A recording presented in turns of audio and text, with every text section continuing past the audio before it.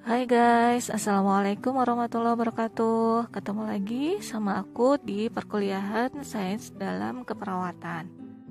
Oke, topik bahasan kita pada pertemuan kali ini adalah Transportation in Human Body. Are you ready guys? Oke. Sebelumnya kita akan berdoa terlebih dahulu ya, supaya semuanya berkah dan lancar untuk kehidupan kita. Berdoa bisa kita mulai. Raditu billahi rabbah wa bil islam dina wa bi Muhammadin nabiyya wa rasulah.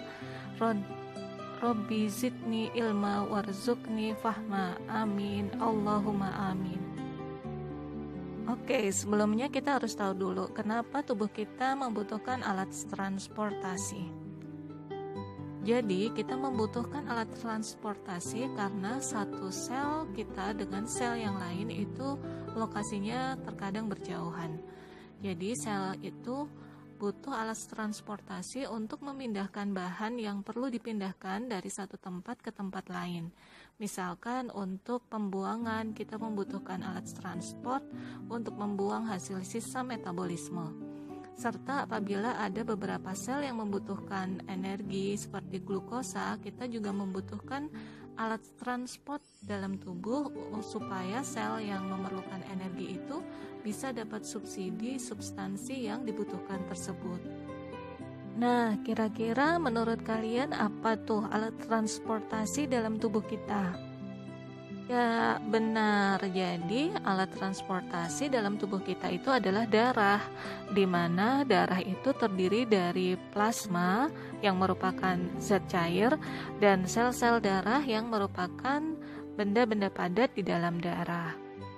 Nah, sel darah sendiri itu terdiri dari 3 jenis, yaitu sel darah merah atau eritrosit, sel darah putih atau leukosit, dan trombosit atau platelet yang merupakan keping-keping darah. Plasma dapat dipisahkan dengan memutar atau sentrifugasi darah pada rotasi tinggi sekitar 3000 rotasi per menit atau bahkan lebih tinggi. Sel-sel darah dan trombosit yang membentuk sekitar 45% dari darah dipisahkan oleh gaya sentrifugasi ke bagian bawah tabung spesimen dan kemudian meninggalkan plasma sebagai lapisan atas. Nah, kamu bisa lihat seperti apa sentrifugasi itu dilihat pada slide 5 di gambar yang sebelah kiri. Kalian masih ingat kan materi topik yang cairan kemarin?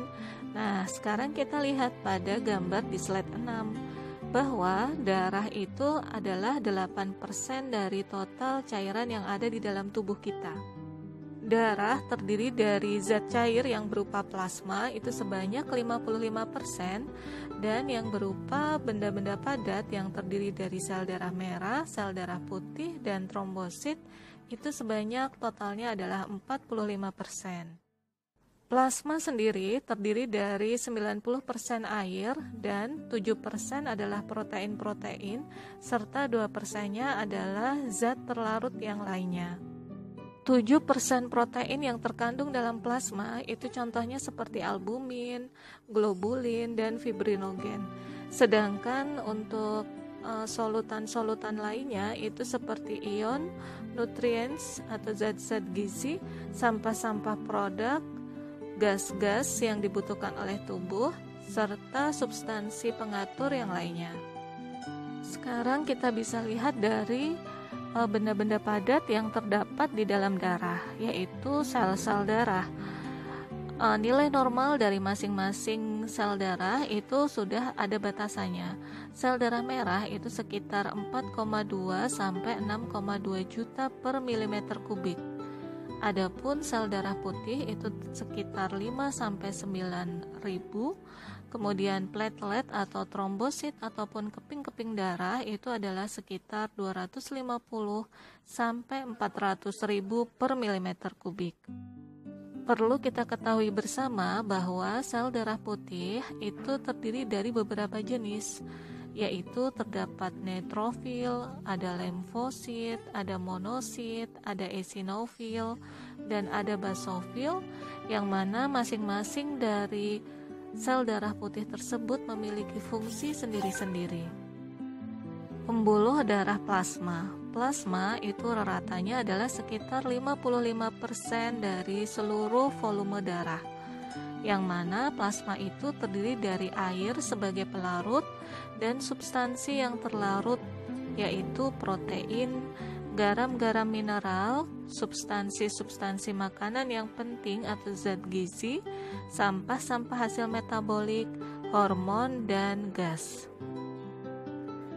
Slide nomor 8 menunjukkan gambaran mikroskopik dari sel-sel darah. Kita bisa lihat di sini bahwa yang berupa titik-titik itu adalah platelet atau trombosit atau keping-keping darah. Selanjutnya, yang ukurannya paling besar dan berwarna keunguan itu adalah white blood cell atau leukosit. Kemudian yang berwarna seperti kancing-kancing berwarna merah dan jumlahnya banyak itu adalah red blood cell atau erythrocyte. Red blood cell atau erythrocyte. Erythrocyte itu dibentuk dari sumsum tulang belakang. Mereka memiliki waktu kehidupan yang pendek, yaitu sekitar 120 hari. Sel darah merah yang tua itu kemudian akan dimusnahkan di hati dan limpa, yang mana bentuk hasil pemusnahan itu disebut sebagai bilirubin yang akan dibuang melalui feses dan urin, sehingga feses dan urin kita menjadi berwarna kuning.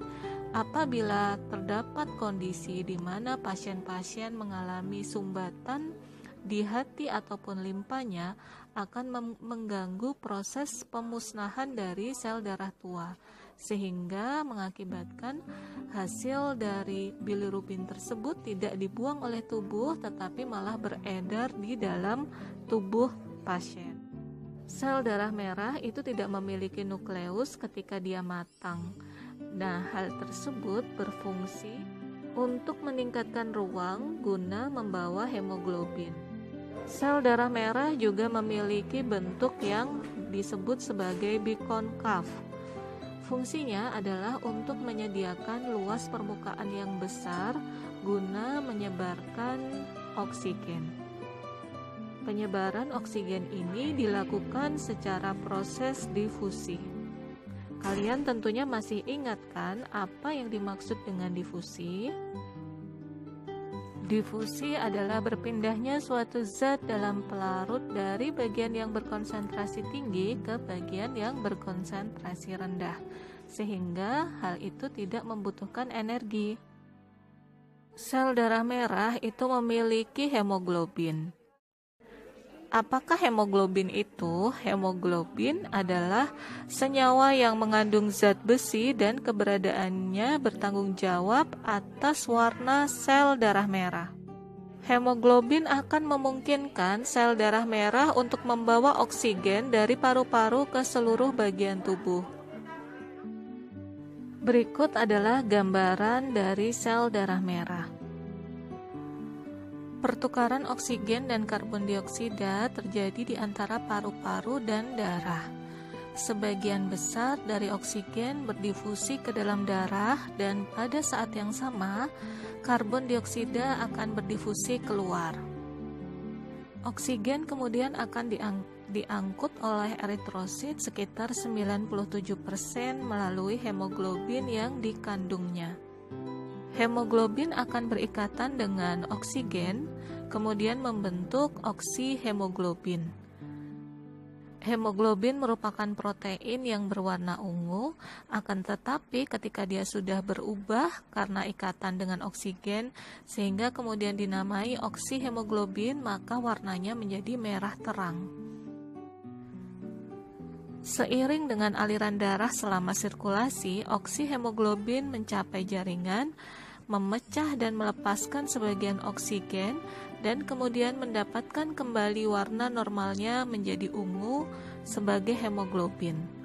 Oleh karenanya, hemoglobin bertindak sebagai pembawa oksigen yang efisien. Sebagian kecil dari oksigen, yaitu sekitar 3%, itu larut di dalam plasma dan dilakukan dalam bentuk soluble yang bisa berkombinasi dengan plasma darah. Transportasi dari karbon dioksida. Karbon dioksida yang dihasilkan melalui metabolisme dan diberikan oleh jaringan akan dilewatkan ke dalam darah melalui cairan jaringan dan disampaikan kembali ke permukaan pernafasan bersama dengan aliran darah. Pada prinsipnya, darah mengangkut karbon dioksida dalam 3 cara, yaitu 1.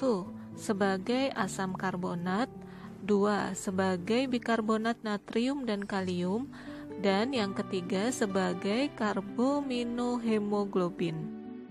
Semua senyawa ini adalah senyawa reversibel. Sekitar 10% dari total karbon dioksida dibawa oleh darah dalam keadaan terlarut sebagai asam karbonat. Urutannya adalah sebagai berikut. CO2 ditambah H2O menjadi H2CO3. Akan tetapi 80% CO2 sebagai bikarbonat, natrium bikarbonat dalam plasma dan sebagai kalium dalam plasma, dan sebagai kalium bikarbonat dalam sel darah, dan 10% sisanya sebagai karbominohemoglobin, yaitu suatu senyawa longgar yang dibentuk oleh hemoglobin dan karbon dioksida. Berikutnya kita akan melihat sel darah putih. Sel darah putih memiliki ciri-ciri. Yang pertama, lebih besar ukurannya dibandingkan sel darah merah. Yang kedua, bentuknya tidak beraturan.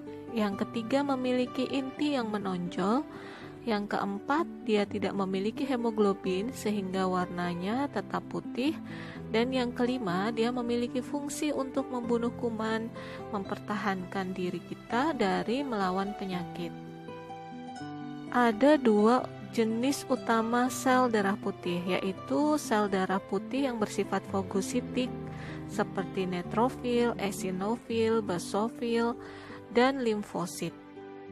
Sel darah putih dibuat di sumsum tulang, tetapi berbeda dari tempat di mana pembentukan sel darah merah. Intinya berbentuk tidak beraturan dan dia bisa bergerak seperti amoeba.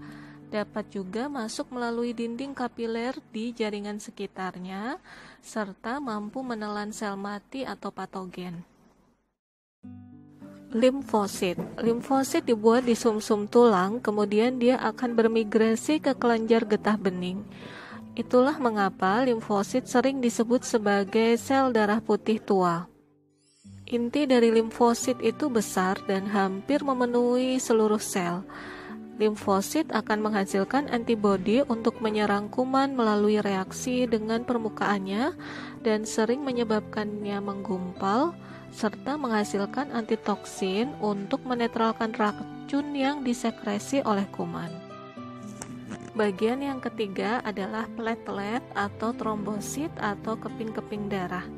Perlu kamu ketahui bahwa trombosit itu bukanlah sel. Trombosit dihasilkan oleh sel khusus yang ada di sumsum tulang belakang. Dinamakan keping-keping darah karena ukurannya lebih kecil dibandingkan sel darah lainnya. Rentang hidupnya itu sekitar 5-9 hari. Fungsi utama dari trombosit ini adalah agen yang berusaha untuk menginisiasi terjadinya proses pembekuan darah atau yang sering kita sebut sebagai clotting.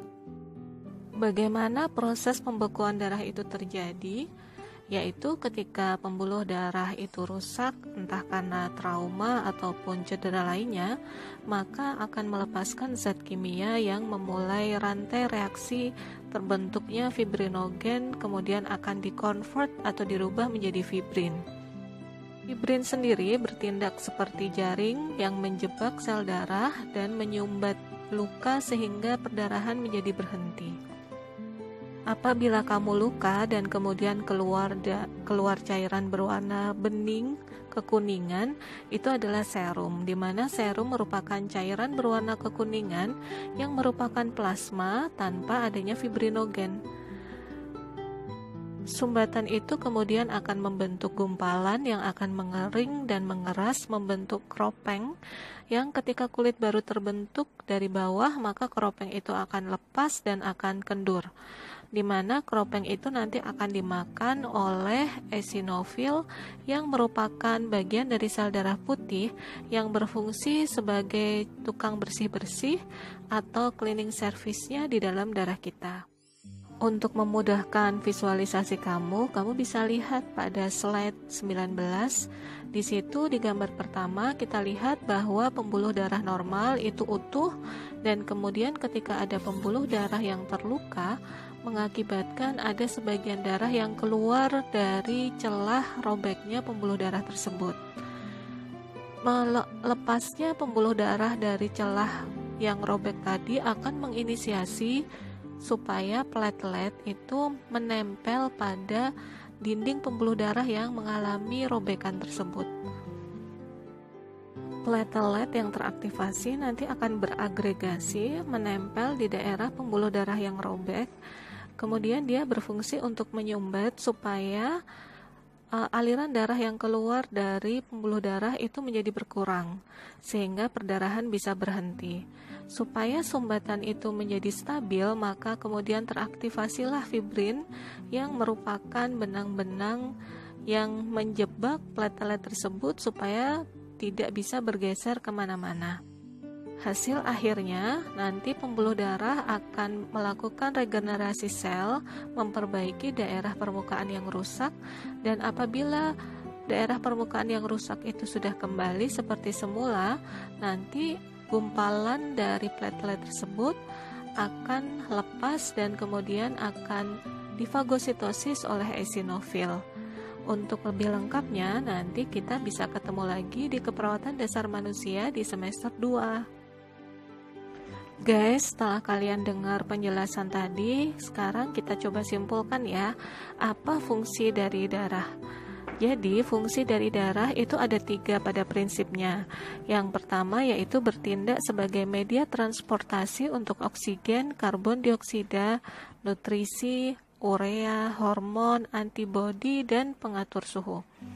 Yang kedua, mengandung sel darah putih dan trombosit yang berfungsi untuk pertahanan tubuh dalam melawan infeksi.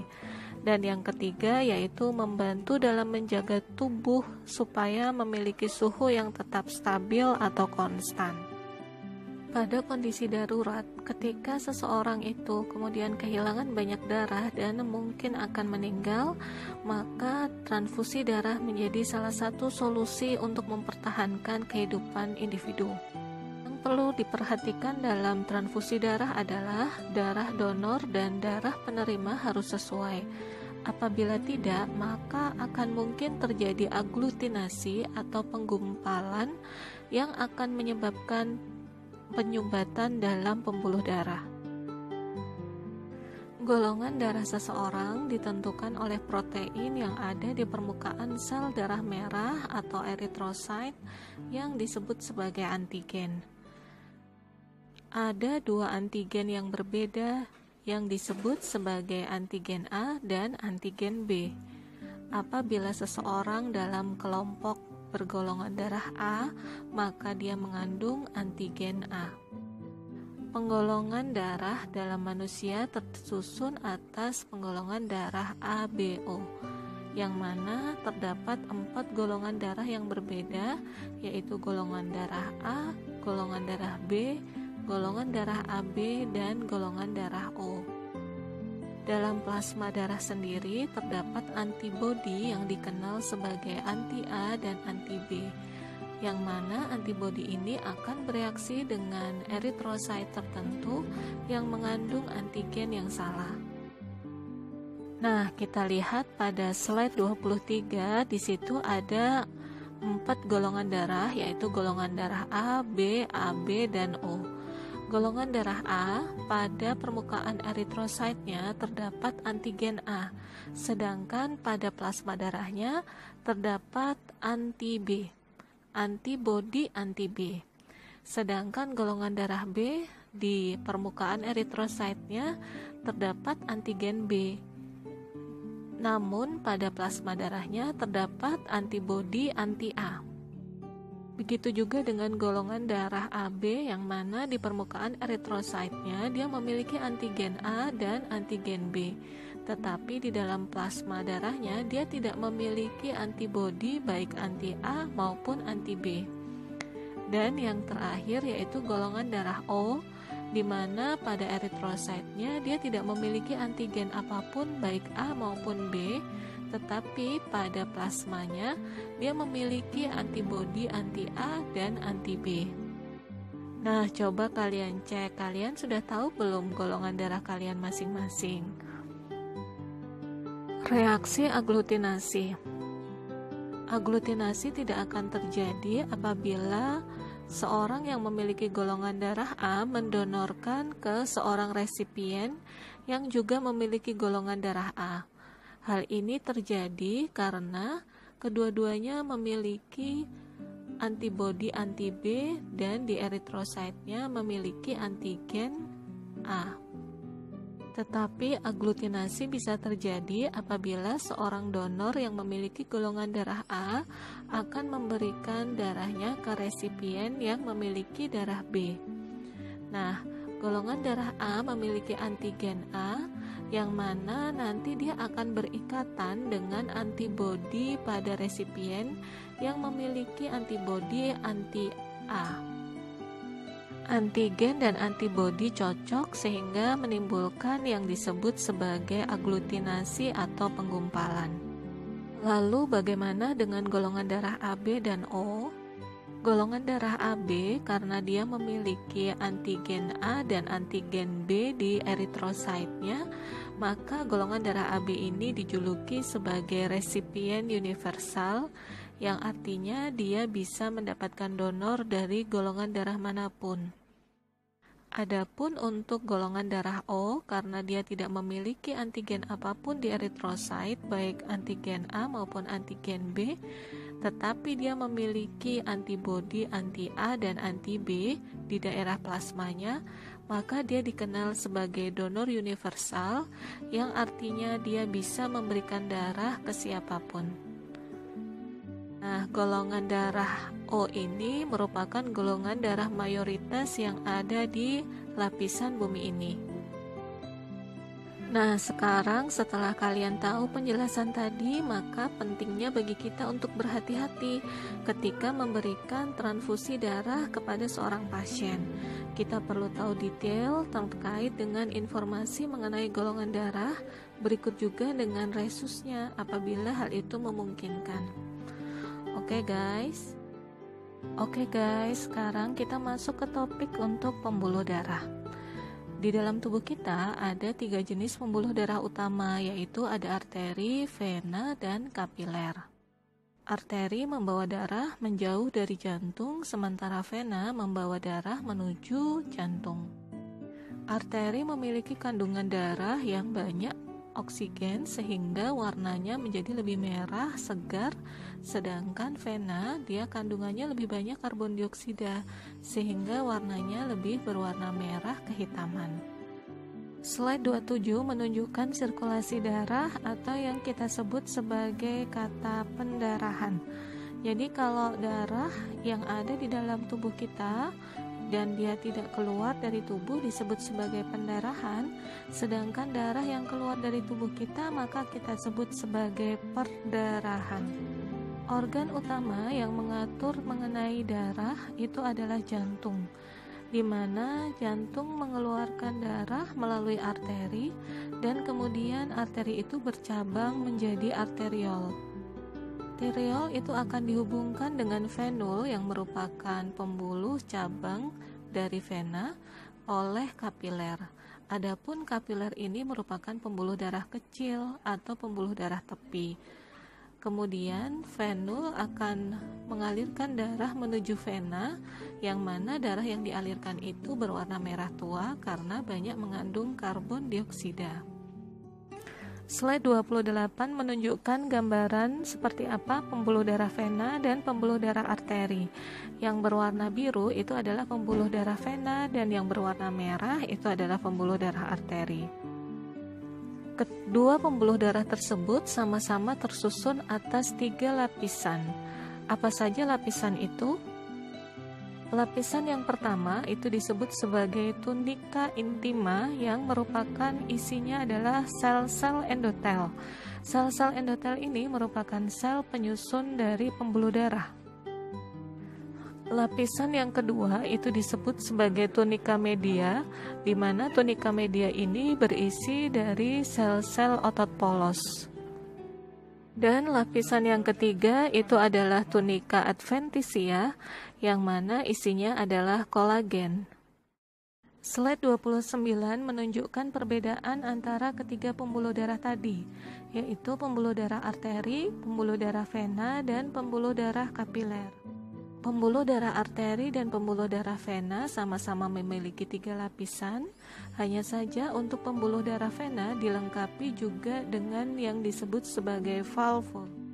Apa itu valve? Valve adalah katup yang merupakan sebuah alat untuk mengatur, mengarahkan, atau mengendalikan arus cairan dengan membuka atau menutup, mengecilkan, atau membesarkan arusnya. Valve dalam pembuluh darah hanya dimiliki oleh pembuluh darah balik atau pembuluh darah vena. Nah, berikutnya adalah kapiler. Kita lihat bersama mengapa kapiler itu ukurannya kecil, karena dia hanya tersusun oleh satu lapis, yaitu lapisan tunika intima saja. Kapiler hanya tersusun atas endotel, adapun kapiler tidak memiliki sel otot polos maupun kolagen. Berdasarkan diameternya, kita lihat bersama bahwa diameter pembuluh darah vena itu lebih besar dibandingkan diameter pembuluh darah arteri. Akan tetapi, untuk dinding-dindingnya pembuluh darah arteri jauh lebih tebal dibandingkan pembuluh darah vena. Tunika media yang berisi otot polos pada pembuluh darah arteri jauh lebih tebal sehingga memungkinkan supaya tekanan darah yang menuju ke seluruh tubuh itu memiliki tekanan yang lebih tinggi. Seperti yang sudah saya jelaskan tadi, bahwa arteri di sini memiliki lapisan yang tebal yang akan memungkinkan darah dibawa menjauh dari jantung sehingga darah berada di bawah tekanan yang tinggi. Tekanan darah pada vena jauh lebih rendah karena darah mengalir perlahan melalui kapiler sebelum memasuki vena. Akan tetapi, vena memiliki lumen yang lebih besar dan dinding yang lebih tipis dari arteri. Pada slide 31, kamu bisa melihat bahwa valve itu ketika menutup bentuknya seperti itu, dan ketika valve itu terbuka maka bentuknya juga akan membuka dan memungkinkan darah itu untuk mengalir. Valve atau katup itu ada untuk mencegah aliran balik darah dan memastikannya supaya mengalir menuju ke jantung.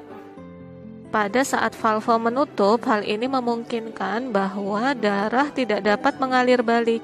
Sedangkan ketika valve terbuka, maka darah akan terus mengalir menuju ke jantung. Kembalinya darah ke jantung itu dibantu oleh kontraksi otot-otot tubuh saat mereka kemudian akan menekan darah di sepanjang vena. Ketika otot itu berkontraksi, maka pembuluh darah menjadi menyempit yang memungkinkan darah kemudian melaju dan menyebabkan valve itu membuka sehingga darah bisa mengalir terus menuju ke jantung. Perbedaan antara arteri dan vena. Yang pertama adalah kaitannya dengan tujuan aliran darah. Arteri itu membawa darah menjauh dari jantung menuju ke seluruh tubuh, sedangkan vena adalah aliran darah balik menuju ke jantung. Untuk dinding pembuluh darahnya, arteri itu lebih tebal, sedangkan vena itu lebih tipis. Yang ketiga, puls atau denyut. Arteri karena dia memiliki tekanan yang lebih tinggi, maka aliran darahnya itu memiliki puls atau denyut. Sedangkan pada vena itu karena aliran darahnya itu dia memiliki tekanan lebih rendah sehingga dia tidak memiliki puls atau denyut. puls dalam hal ini yang sering disebut sebagai denyut nadi. Berikutnya adalah valve. Arteri itu tidak memiliki valve kecuali pada arteri pulmoner. Sedangkan untuk vena itu dia memiliki valve di sepanjang pembuluh darah baliknya. Lumen. Untuk arteri itu memiliki lumen atau diameter yang lebih kecil disebabkan karena dinding pembuluh darahnya itu tebal.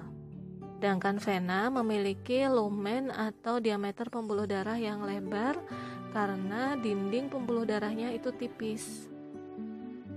Pembuluh darah kapiler merupakan pembuluh kecil dengan dinding yang sangat tipis yang menghubungkan antara arteriol dengan venul. Pembuluh darah kapiler merupakan tempat pertukaran zat dengan metode difusi. Pembuluh darah ini bisa dilewati darah bersih yang membawa oksigen dan nutrisi ke seluruh jaringan tubuh dari arteriol dan bisa juga menerima zat sisa dari jaringan tubuh yang dibawa oleh venul. Adaptasi dari kapiler. Yang pertama adalah dengan memiliki banyak cabang. Kepemilikan banyak cabang tersebut bertujuan untuk meningkatkan luas permukaan difusi supaya bahan seperti glukosa, asam amino, air, karbon dioksida, oksigen, garam mineral, dan sisa metabolisme yang lain itu bisa bertukar antara darah dengan sel-sel jaringan. Yang kedua adalah memiliki dinding yang tipis. Tebalnya hanya satu lapis, yaitu sel endotel saja. Hal ini bertujuan untuk mengurangi jarak difusi supaya pertukaran bahan antara darah dan sel jaringan itu terjadi lebih mudah. Pertukaran material pada kapiler. Hal ini dilakukan dengan metode difusi melalui seluruh panjang pembuluh darah kapiler. Apabila tekanan darah lebih tinggi dari tekanan osmotik, maka material-material yang ada di pembuluh darah itu keluar menuju ke sel jaringan. Baliknya, apabila tekanan osmotik itu lebih tinggi dari tekanan darah, maka material yang terdapat di dalam sel akan menyebar dan menuju ke kapiler darah. Cairan jaringan atau cairan intersisial. Cairan jaringan terbentuk ketika tekanan darah tinggi di ujung arteri antara perbatasan antara arteri dan kapiler yang kemudian memaksa cairan dalam darah itu keluar melaluinya, tetapi sel-sel darah seperti eritrosit, trombosit, dan protein plasma tetap berada kembali ke dalam aliran darah. Fungsi dari cairan intersisial adalah untuk memandikan sel serta menjaga supaya sel tetap berada dalam kondisi yang tepat. Cairan intersisial juga merupakan media yang tepat untuk pertukaran bahan antara darah dan sel. Limfe, cairan jaringan berlebih yang tidak dapat dikembalikan ke kapiler melalui osmosis, akan dialirkan ke kapiler getah bening atau limfe. Kapiler limfe adalah pembuluh tidak berwarna yang ada di jaringan dan akan bergabung membentuk pembuluh getah bening yang besar. Pembuluh getah bening membawa getah bening ke vena subclavia yang bermuara di jantung melalui vena cava superior. Pembuluh limfatik mengandung katup yang akan membantu menjaga supaya getah bening mengalir ke arah yang benar. Selain itu, kontraksi otot rangka juga membantu supaya aliran getah bening itu terjadi sesuai dengan jalurnya. Nodus limfe adalah salah satu komponen dari sistem limfatik yang dapat ditemukan pada tubuh manusia. Nodus limfe adalah filter untuk partikel asing dan berisi sel darah putih.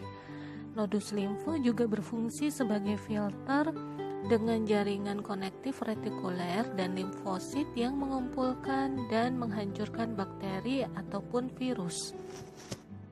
Contoh dari beberapa nodus limfe diantaranya adalah tonsil, tetapi kebanyakan di dalam tubuh kita contohnya tidak bisa diraba. hanya bisa diraba ketika ada infeksi yang ada di dalam tubuh kita. Contohnya adalah bagian tubuh yang terdapat nodus limfe, antara lain seperti bagian dada, leher, ketiak, ataupun perut. Pernah nggak ketika kamu waktu sedang mengalami flu itu terasa ada benjolan menjeler di daerah leher?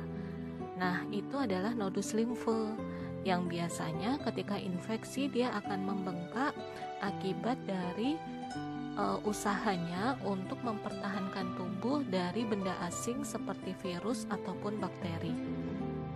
Sistem kerja nodus limfe dengan mencegah tubuh terserang virus, bakteri ataupun jamur. Apabila nodus limfe yang ada di dalam tubuh dekat dengan sumber infeksi, maka akan menimbulkan rasa sakit dan radang. Hal ini terjadi karena sel darah putih pada nodus limfe sedang menghancurkan bakteri supaya tidak berada di dalam tubuh. Selain itu, sel darah putih di nodus limfe juga membantu dalam sistem pertahanan tubuh kita. Fungsi dari sistem limfatik ada beberapa. Yang pertama adalah untuk mengembalikan cairan jaringan berlebih ke sistem darah. Yang kedua merupakan media pertukaran material antara kapiler dan sel jaringan. Yang ketiga adalah menyerap sebagian lemak makanan dalam usus. Yang keempat adalah untuk menghasilkan limfosit yang membuat antibodi. Oke guys, kiranya itu dulu yang bisa aku bagi dalam kesempatan kali ini. Semoga kamu paham dengan penjelasan tadi dan semoga informasi tadi bermanfaat bagi kita semua. Kita tutup pertemuan ini dengan hamdalah, alhamdulillahirobbilalamin. Jangan lupa untuk like, comment, subscribe, and share. See you next time. Assalamualaikum warahmatullahi wabarakatuh.